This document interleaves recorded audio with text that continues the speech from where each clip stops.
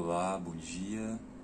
Meu nome é Gabriel, eu tenho 32 anos, estou estudando psicologia analítica junguiana e meu objetivo com esse vídeo é fazer uma correlação de vários conceitos da psicologia analítica com o documentário Bruxas, da Elizabeth Sankey, de julho desse ano, que está disponível no MUBI.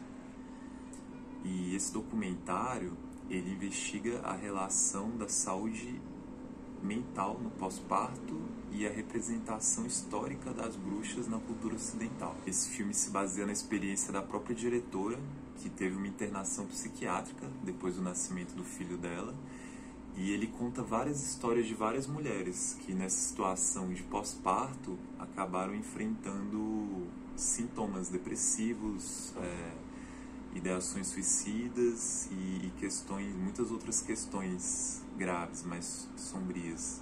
Fala como é doloroso passar por esse processo em que várias questões tabus surgem, o estigma que essas mulheres sofrem por estar lidando com essas questões sem poder contar para ninguém, até mesmo da própria família, sendo uma questão bastante delicada e complexa.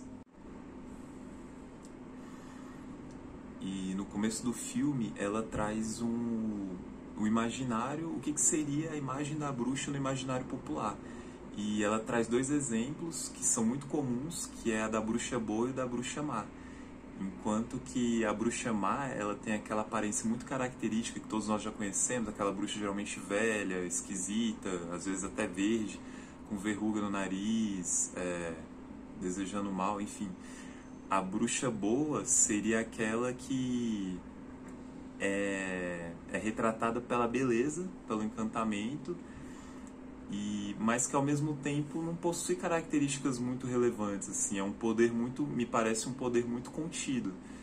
Então é quase como algo assim, você tem a beleza e é isso, tá ótimo. É meio até meio broxante você pensar, porque quando a gente pensa em figuras masculinas, me ocorrem vários magos poderosos, né? Você pensa lá no Gandalf, pensa em imagens, assim, tem, pra quem jogava cartinhas, você tinha lá no Yu-Gi-Oh! O Mago Negro, pá. E tem também, eu sei, mas agora não me ocorrem imagens femininas, eu sei que tem, mas o que eu quero trazer é que realmente no imaginário popular a gente fica com impressões que ou é uma coisa bem negativa ou é um poder bem recatado, assim, um poder bem contido. Que o máximo que você imagina ali pelas imagens que ela traz no documentário é uma bruxa que ela é capaz de, por exemplo, localizar as tapaué na casa, assim, é como uma serva da casa, assim, sabe? Cadê? Sumiu um utensílio, deixa comigo, eu tenho a magia aqui, tá na mão. Aí ela acha a tampa da tapaué. Então é meio broxante, assim, você imaginar na perspectiva de uma mulher, como é que eu vou utilizar essa imagem para integrar aspectos positivos e viver uma vida... Não usa. Basicamente a imagem a imagem é bastante restritiva. E já na psicologia junguiana, eu vou ler uma definição aqui que eu gostei bastante, que diz o seguinte: a bruxa é frequentemente associada a um arquétipo que representa aspectos sombrios e instintivos do feminino, muitas vezes ligados à sabedoria ancestral, poderes ocultos e à conexão com o inconsciente coletivo. Ela pode simbolizar tanto a figura da curandeira e do conhecimento intuitivo, quanto os medos e projeções reprimidas pela sociedade, como o medo do poder feminino ou daquilo que é desconhecido. Assim, a bruxa é ambivalente, pode ser vista como uma guia transformadora ou como uma ameaça destrutiva, dependendo do contexto psíquico. E em relação a esse contexto psíquico, a gente pode ver que o documentário ele trouxe bastante, e de aspectos históricos e aspectos mais contemporâneos. Dá pra ver lá que muita coisa era reprimida socialmente nas mulheres, tanto ali no feminino quanto no feminino mãe, na mulher mãe. Então, pra mim, foi ficando muito clara essa relação de como a sociedade ela não aceitava que mulheres elas expressassem qualquer tipo de... expressassem com liberdade, expressassem de uma maneira orgânica, as suas falhas, as suas limitações, as suas dificuldades, que vocalizassem isso. Então, o documentário ele traz que essas mulheres que geralmente faziam isso, elas eram tidas como bruxas, elas acabavam recebendo essa nomenclatura e elas eram associadas a tudo que tinha de ruim, justamente porque elas ousavam viver a própria humanidade, elas ousavam não reprimir esses aspectos naturais do ser humano mulher. E aí eu estou dando ênfase nessa questão da repressão desses aspectos, porque na visão junguiana, o inconsciente ele tem essa função regulatória, compensatória mesmo em relação à consciência. A gente tem na consciência um foco ali em alguns aspectos da realidade, mas Jung ele traz pra gente que consciente e inconsciente eles são partes de um todo, de um caminhar da consciência, de um processo que a consciência passa no caminho da totalidade. E esse caminho passa por essa relação da consciência com aqueles aspectos inconscientes. E quando existem esses processos de repressão, de você não aceitar na vida aquilo que seria uma parte da totalidade, né, da dualidade, o bem e o mal, você acaba gerando unilateralidades. E essa compensação, ela ocorre por meio de fantasias, sonhos, símbolos, que emergem do inconsciente com força mesmo, porque o inconsciente ele não é uma coisa que está separado de nós, ele é realmente uma potência da psique e esse sistema ele age dessa maneira, formando essas regulações que impactam na vida das pessoas. E aí, esse é o processo central da psicologia analítica. Nesse balançar, nesse sustentar esses paradoxos, você sustenta o bem e o mal, você sustenta a beleza e a feiura. A consciência ela vai caminhando rumo ao que seria a totalidade, que Jung chama lá do processo de individuação. Então, me parece que quando essas repressões elas ocorrem, você cria um desbalanço muito forte. E aí o inconsciente ele acaba gerando, se manifestando na vida em forma de sintomas. E aí a gente entra no aspecto dos diagnósticos. Semana passada eu tive uma aula de psicossomática, que seriam as relações entre a psique e o corpo, a mente e o corpo. E existe essa perspectiva de que mente e o corpo são uma coisa só, de que nessa perspectiva não seriam coisas apartadas, mas que os nossos sentidos, como eles são limitados ou eles são circunscritos a determinadas formas de enxergar e perceber, a gente não tem o sentido para captar que na real é a mesma coisa, que mente e corpo eles se manifestam e se influenciam mutuamente, mas que para fins de compreensão, né, tradução para nós mesmos, a gente utiliza essa linguagem, mas que na real eles seriam a mesma coisa. E dentro dessa perspectiva, muitos dos sintomas que surgem no corpo, eles são criações da psique, seria tudo uma coisa só. Esse é um tema bem complexo, tá? Eu tô falando rápido assim, porque também é algo que eu tô aprendendo, mas assim, essa é uma perspectiva nova, acredito que para a maioria das pessoas, para mim, pelo menos. E pode ser um pouco desafiador para a gente incorporar essa percepção, porque quando você diz que é a mesma coisa, a gente está muito acostumado a separar mente e corpo. Então não é com muita naturalidade que eu pego e consigo traduzir isso para uma linguagem, sabe? Mas assim, em relação a isso, eu tive essa aula de psicossomática na semana passada e o professor estava comentando que por esse motivo, porque por serem a mesma substância, os sintomas eles acabam sendo uma expressão ali da psique e até da psique coletiva. Então, muitas vezes, eles não são simplesmente uma mera expressão de uma pessoa só, mas eles são expressão daquilo que é compartilhado numa sociedade, numa comunidade. E nesse sentido, os diagnósticos que são feitos, né, que são as definições objetivas desses sintomas, eles acabam sendo uma maneira de preservar os valores dominantes de um momento histórico. E aí o professor ele trouxe vários exemplos. Assim, ele deu o exemplo da histeria, que era considerada até algumas décadas atrás, eu acho que no começo do século XX, uma doença psíquica, e que hoje a gente não se fala mais em histeria.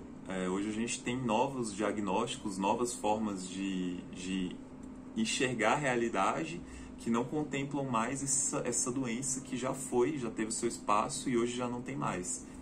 E a gente tem hoje os muito conhecidos ansiedade, depressão, são sintomas, são diagnósticos que são dados de uma maneira objetiva ali, seguindo os pressupostos da ciência, e de uma maneira que tem pressupostos ali de consenso, de todo aquele movimento, né, mais lento para você ver aquilo como um dado estatístico e colocar aquela informação na sociedade para todo mundo. Os diagnósticos hoje eles são oferecidos por manuais, que alguns internacionais, outros nacionais, mas de grande relevância.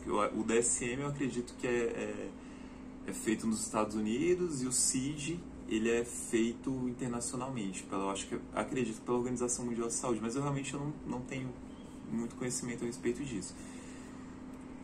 Mas isso é só um exemplo para a gente entender como é que os diagnósticos eles são formulados e como eles passam a existir de maneira objetiva. Mas na realidade eles são só mais uma perspectiva daqueles fenômenos que acontecem também num âmbito subjetivo, num âmbito ali do sujeito, enfim. Aí nesse sentido, a sociedade que criou o diagnóstico de bruxa naquele tempo, eles não conseguiam suportar que as mulheres expressassem seu poder pessoal, que elas vivessem sua humanidade, como é de se esperar, né, de um ser humano, às vezes belo, outras vezes feio, mal acabado, às vezes sublime, outras vezes diabólico, às vezes disposto, às vezes cansado. Então esse diagnóstico de bruxa, ele queria reduzir a que as mulheres elas simplesmente expressassem ali aquele lado positivo, aquele lado que, nossa, que gostosinho, né? Você é linda, você é bem disposta, você é uma mãe amorosa. E excluía todos aqueles aspectos mais indesejados, na verdade, por essa sociedade.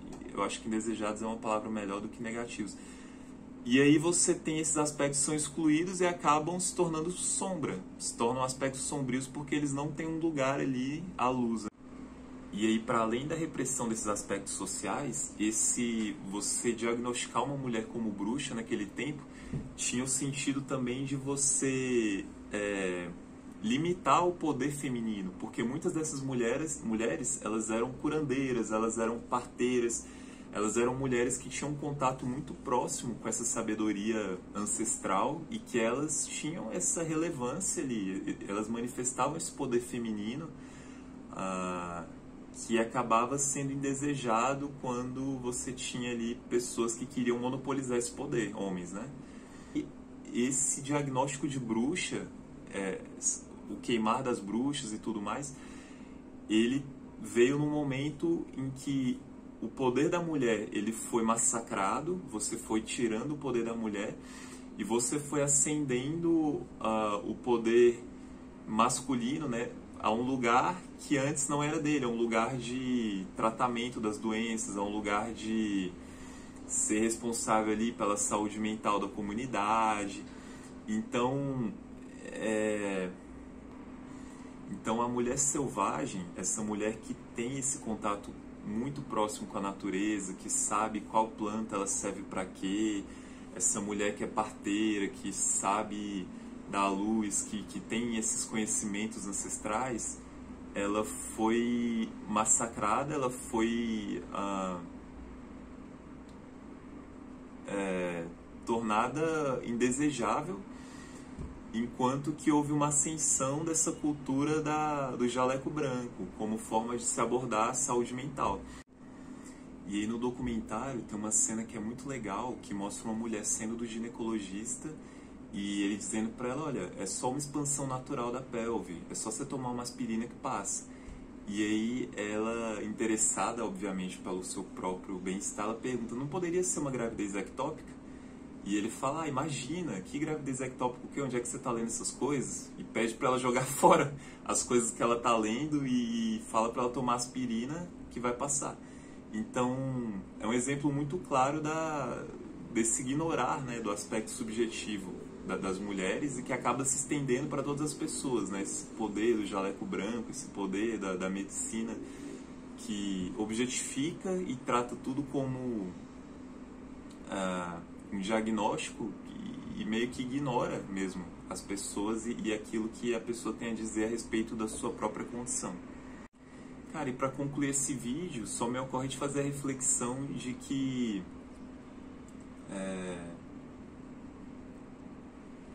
me ocorre que as bruxas do imaginário popular, elas têm uns poderes meio inúteis, assim, né? Que essa imagem não foi tão reforçada, ela me parece que foi muito limitada, restringida. E me parece que a bruxa, se eu fosse imaginar uma bruxa, obviamente que eu não estou no meu lugar de fala, né? Eu não imaginaria para mim, mas eu imaginaria uma bruxa que ela é capaz de lidar com os aspectos dos elementos da natureza, que ela é capaz de manifestar o seu poder pessoal e que ela pode vivenciar isso de uma maneira natural, de uma maneira humana. Tanto os aspectos sublimes da vida, quanto aqueles aspectos diabólicos. Por que não, né? Você perceber eles e dar espaço para eles na vida também. Dar espaço para quê? Para que eles possam ser reconhecidos e eventualmente eles não venham a se manifestar como sintomas. É perceber e ter esse espaço. Então me parece que uma atitude massa nesse sentido pode ser, como sugere o documentário, grupos de mulheres, né? Grupos de mulheres que se apoiam, grupos de mulheres que se nutrem, né? Dessa possibilidade de se sentir mal, de se sentir cansada, de se sentir que não tem amor para dar naquele momento. Então, você poder partilhar isso é algo muito poderoso. E o documentário coloca isso. Lá dentre os capítulos deles, eles falam que você partilhar... quer ver? Fale o seu mal, você encontrará misericórdia na confissão. Então, quando a gente consegue colocar aquilo, partilhar e trazer para a vida aqueles conteúdos que parecem assustadores ali quando estão na sombra, eles vão perdendo muito dessa energia acumulada e naturalmente a gente vai conseguindo dar vazão a eles, vai se conseguindo dar vazão a eles. E o próprio documentário mostra isso, o caso de várias mulheres que, após elas se conectarem em grupos de mulheres, nessas redes de apoio, elas foram sendo capazes de integrar esses conteúdos e vivenciá-los de uma nova forma. Eles continuavam lá. Essa parte sombria que antes era assustadora, eles não deixaram de existir. Mas a forma como elas foram capazes de lidar com eles, ela se modificou. Elas passaram a ter mais recursos e simplesmente eles não tinham mais a energia subjugante que tinham naquele primeiro momento, né? No qual muitas delas foram até levadas a internações psiquiátricas. Então, era isso que eu tinha para falar. Eu vou fazer agora o compilado do vídeo. Eu não sei exatamente como ficou, porque eu separei em várias partes, mas eu espero que tenha ficado compreensível. E é isso. Um beijão, valeu!